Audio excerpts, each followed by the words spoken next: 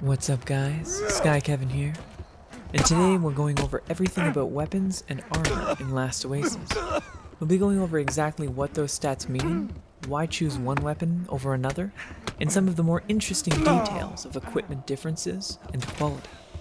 So, let's get started.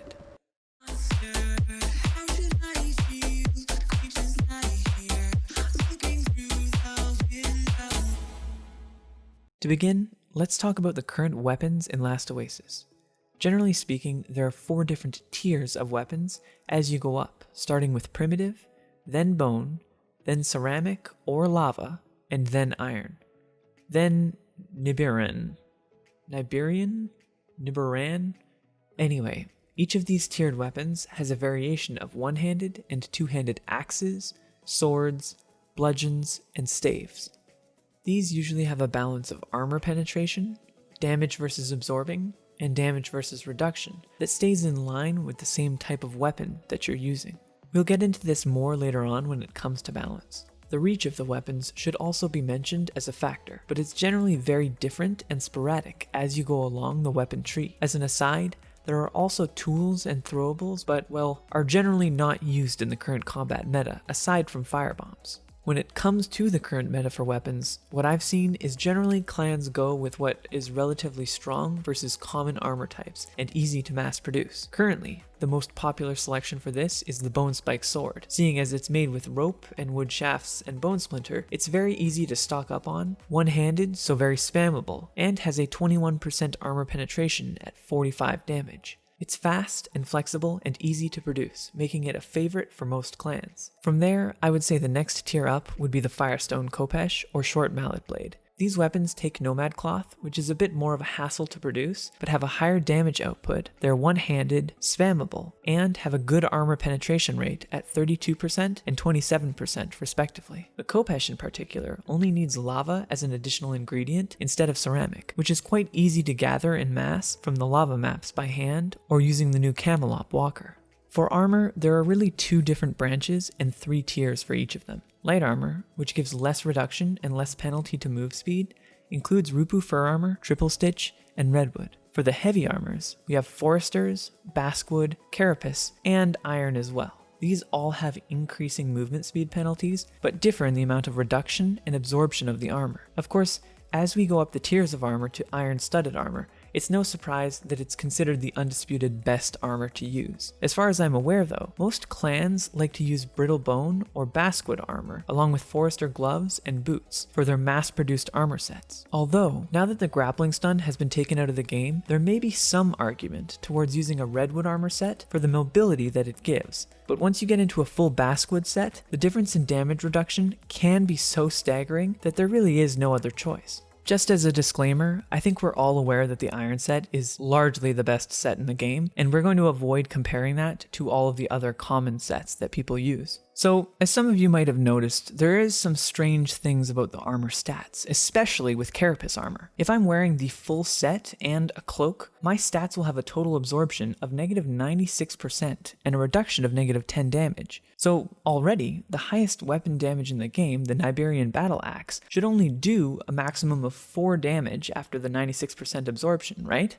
Well, when calculating damage, the process is a lot more complex than that, and this absorption number of 96% can be somewhat misleading. You see, every weapon has a penetration, a damage versus absorption, and a damage versus reduction, and these are calculated before the overall damage takes place. So to save you from having to understand the math behind it, think of it this way. Every weapon is hitting both the armor reduction and armor absorption rates at the same time on every attack. So it can have both a positive and negative effect on either side of the calculation. The total damage output is both of these ratios combined at the end of the calculation, along with the weapon's penetration. This is likely what makes weapons like the Bone Spike Sword and Firestone Khopesh so popular, because they have high penetration, so that generally will deal good damage to every single armor type, regardless of whether it's reduction or absorption. If you want to explore this calculation yourself, you can check it out here on this calculator made by /u/CrayTV, which I'll add a link to them on the description,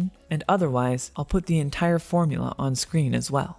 Just as another shout out, a really great resource that I use to make this video and I would highly recommend is this Craftpedia website with its own built-in calculator using this formula. They make it super easy to check the different armor sets and figure out how much base damage every type of weapon will do to that combination. I'll also include a link to that down below as well.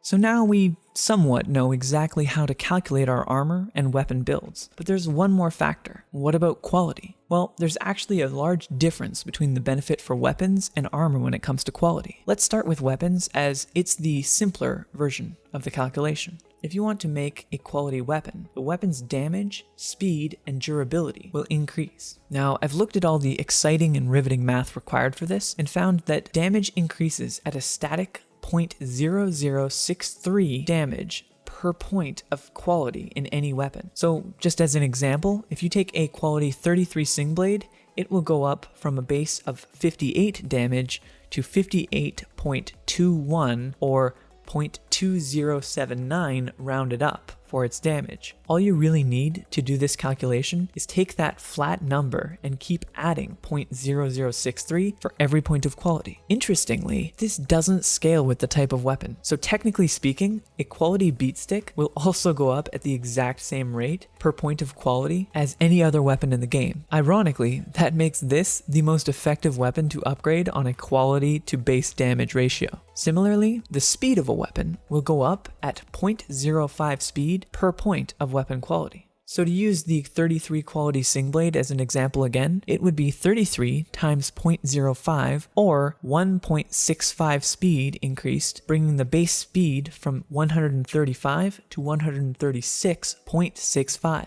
This means that the fastest weapon in the game would be a quality 100 Sing Blade, which would only have a total of 140 speed. This works out to about a 3.5% faster than base quality Sing Blade, or in other words, an extra 5 speed. Once again, since this is a flat number increase, this actually scales better for slower weapons like raw-bone battle axes, where the base speed of 80 can go up to 85, making it more of a 6% increase in attack speed. So, for example, if you take a fiber head wrap that is a base absorption of 6% and reduction of 1 and increase that to quality level 50, there will be an increase to 6.75% and 1.25% respectively, or 50, which is the quality, times 0.0025, which is the percentage, times the base, which is 6, which equals 0.75, which is then added on top of the base amount. We can see then that this has a much larger effect on armors like basswood,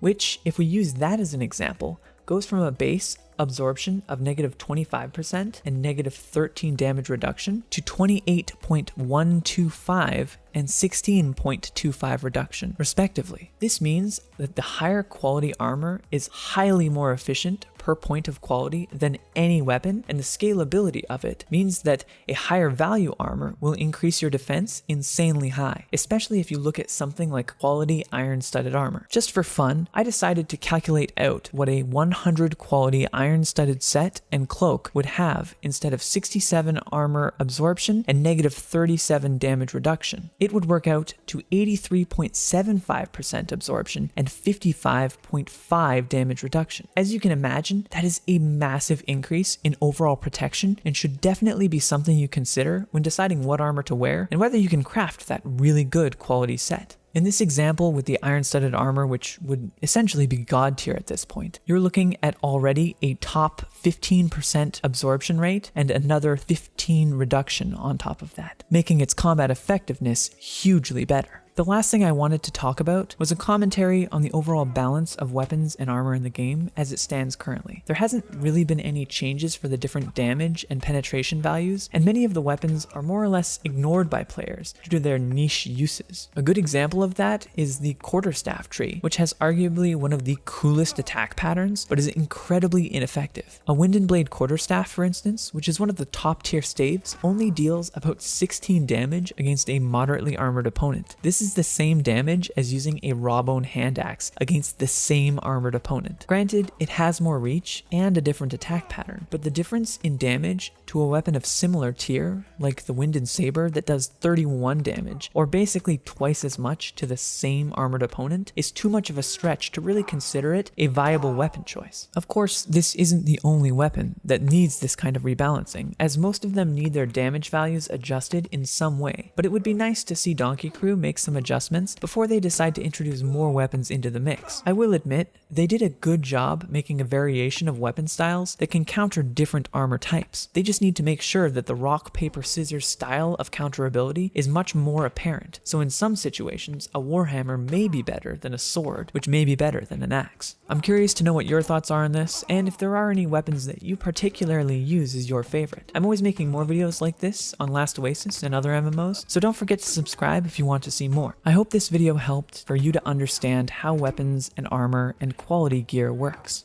That's it for today. Thanks for watching, and I'll see you next time.